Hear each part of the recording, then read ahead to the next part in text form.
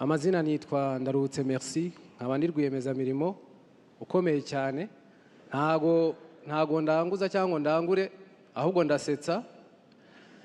Nizi ikoranabuhanga ariko ntunzwe n'urwenya, mwamuhaye amashyi.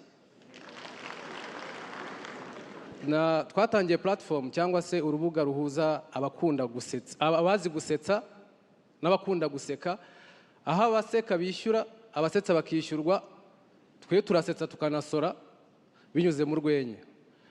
Nyakubahwa Perezida wa Repubulika muri urwo rugendo, iyo ndi gushaka talents cyangwa se abanyempano, njya mu bigo by'amashuri nka creating comedy clubs kugira ngo nibasoza kwiga bazajoining main comedy yitwa Jen's Comedy Show.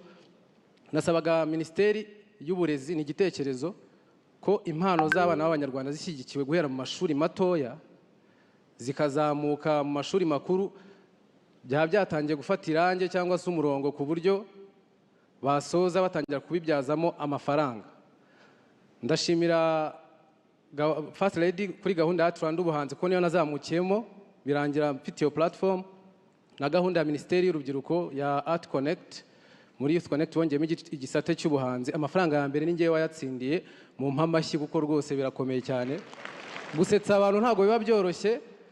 Nyakubahwa Perezida wa Repubulika, ndashimira umujyi wa Kigali muri gahunda z'umujyi natwe turimo. Ubundi tumenyereye ko muri gahunda z'umujyi haba harimo siporo rusange, umuganda rusange, ubu twongeyemo n'iseka rusange aho abanyamujyi bahura bagaseka rwose kabiri mu kwezi.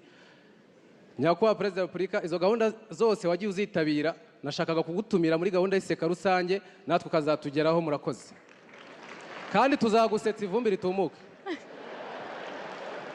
Merci.